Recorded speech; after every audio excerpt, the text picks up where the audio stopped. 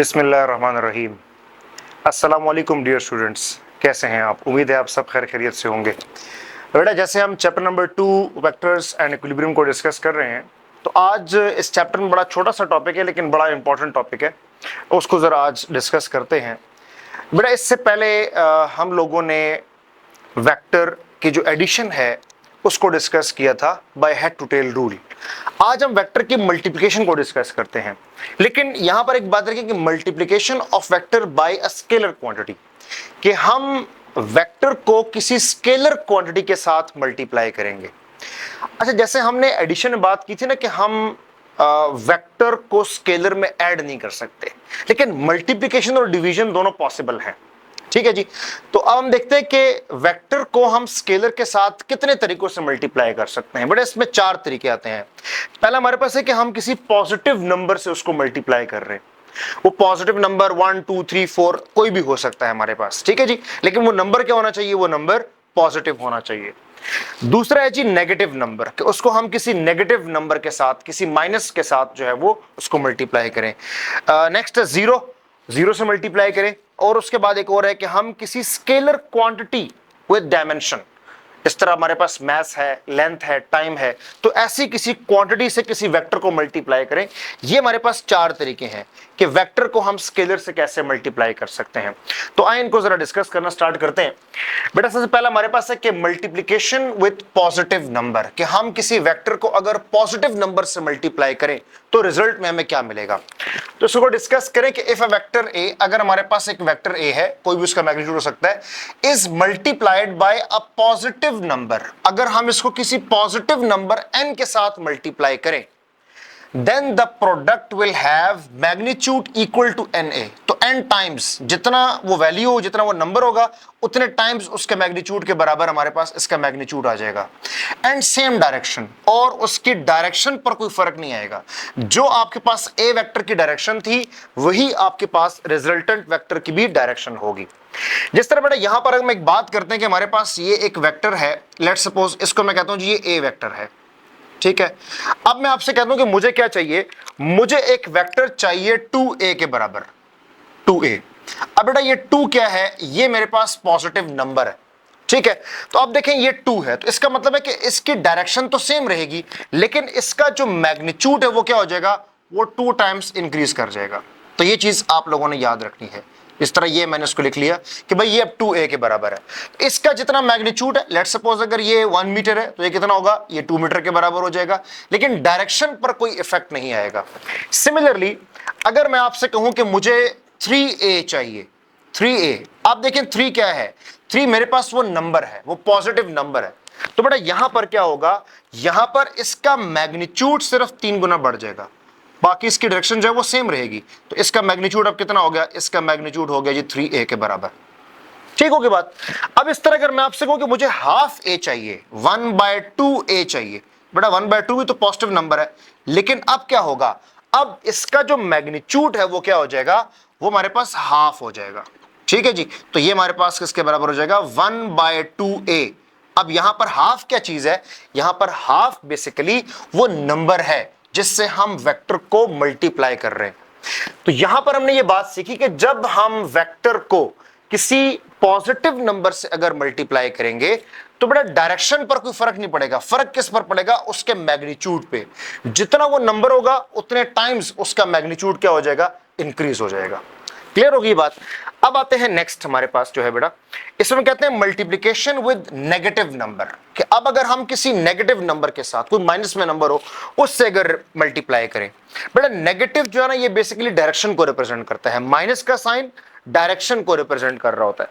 तो if a vector A is multiplied by a negative number, अगर हम उसको माइनस के साथ मल्टीप्लाई करें, then the product will have magnitude equal to, बेटा माइनस में जितना नंबर होगा उतने टाइम्स इसका मैग्नीट्यूड बढ़ जाएगा। बट यहां पर एक बात है कि डायरेक्शन अब क्या हो जाएगी? ऑपोजिट डायरेक्शन हो जाएगी, बिकॉज अब हम क्या कर रहे हैं? अब हम उसको एक नेगेटिव नंबर से क्या कर रहे हैं? मल्टीप्लाई कर रहे हैं। जिस तरह बेटा यहां पर आप देखें कि वही बात करते हैं कि हम एक ए वेक्टर लेते हैं मैग्नीट्यूड वाइज, ये हमारे पास ए है। मैं आपसे कहता हूं कि जी मुझे -a चाहिए। मुझे क्या चाहिए? -a।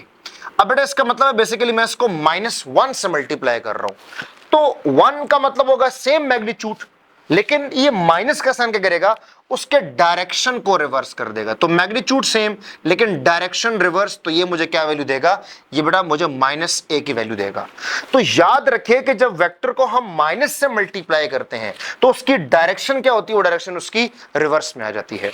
जिस तरह अगर मैं यहां से कहूं आपको कि मुझे -2a चाहिए, मुझे यहां पर -2a, ठीक है, तो अब क्या होगा बेटा, इसका मैग्नीट्यूड तो डबल हो जाएगा, मैग्नीट्यूड तो डबल हो जाएगा, लेकिन अब डायरेक्शन क्या होगी, वो रिवर्स हो जाएगी। ठीक है, तो नेगेटिव का मतलब क्या होगा कि हम उसकी डायरेक्शन को भी साथ में रिवर्स कर रहे हैं। जिस तरह का लेट्स सपोज -3a चाहिए होगा, तो बेटा इसके मैग्नीट्यूड को 3 गुना कर देंगे, 3 टाइम्स कर देंगे, लेकिन डायरेक्शन क्या रहेगी, वो हमारे पास ऑपोजिट की रहेगी। तो ये जब हम नेगेटिव नंबर से किसी वेक्टर को मल्टीप्लाई करते हैं तो रिजल्ट कुछ ऐसा आता है। ठीक है बेटा, अब हम आते हैं मल्टीप्लिकेशन विद जीरो। अच्छा, तो यहां पर देखें कि when a vector is multiplied with zero we get a null vector, हमें नल वेक्टर मिलता है। नल वेक्टर याद है आपको, हमने पढ़ा था कि ऐसा वेक्टर कि जिसका मैग्नीट्यूड जीरो हो।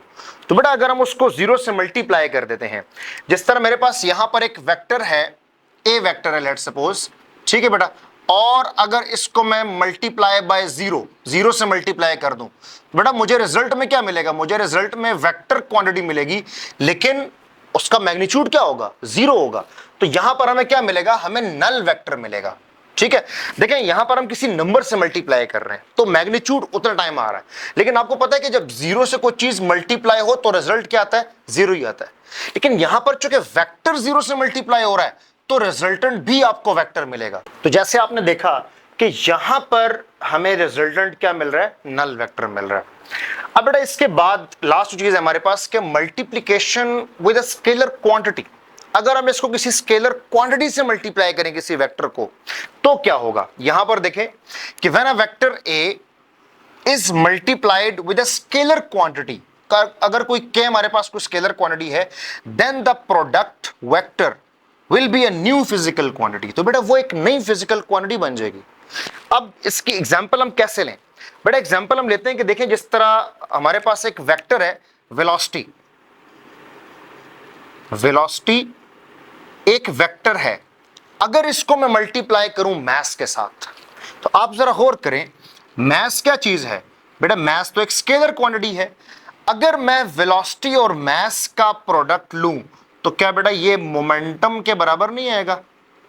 ठीक है, ये फार्मूला आपने पढ़ा है कि P is equal to momentum, बेटा मोमेंटम किसके बराबर होता है, मास इनटू वेलोसिटी के बराबर।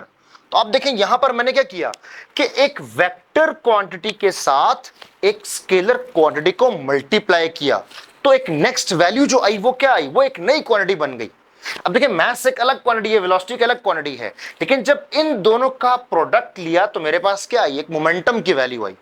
अब मोमेंटम की डायरेक्शन तो वेलोसिटी की डायरेक्शन के अलोंग होगी। अब इसकी जो डायमेंशन है वो क्या होगा कि हम इन दोनों को मल्टीप्लाई करें, जो रिजल्ट आएगा वो इसकी डायमेंशन होगी। सिमिलरली अगर हम यहां पर बात करते हैं बेटा कि हमारे पास एक्सेलरेशन है, क्या चीज है, एक्सेलरेशन, एक्सेलरेशन, और इसको हम मल्टीप्लाई करें अगर मास के साथ, एक्सेलरेशन को अगर मास के साथ मल्टीप्लाई करें तो ये हमें क्या रिजल्ट देगा बेटा, ये हमें फोर्स की वैल्यू प्रोवाइड करेगा। कैसे, जैसे आपने देखा न्यूटन सेकंड लॉ में कि F is equal to ma के बराबर है। तो बेटा F हमारे पास एक वेक्टर क्वांटिटी है और यहां पर आप देखें कि एक्सेलरेशन एक वेक्टर क्वांटिटी है और मास क्या है, मास एक स्केलर क्वांटिटी है। तो वेक्टर को स्केलर से मल्टीप्लाई कर रहे हैं और रिजल्टेंट क्या आ रहा है, रिजल्टेंट हमारे पास स्केलर क्वांटिटी आ रही है, वेक्टर क्वांटिटी आ रही है। ठीक है बेटा, तो इस तरह से हम इसको मल्टीप्लाई कर सकते हैं। या अगर हम एक और एग्जांपल लें कि अगर आप फोर्स को मल्टीप्लाई करें, फोर्स को आप मल्टीप्लाई करें टाइम के साथ, ठीक है, तो बेटा ये क्या है, वेक्टर क्वांटिटी, ये क्या है, स्केलर क्वांटिटी, और इसके रिजल्ट में हमारे पास क्या आता है, इसके रिजल्ट में हमारे पास इंपल्स आता है।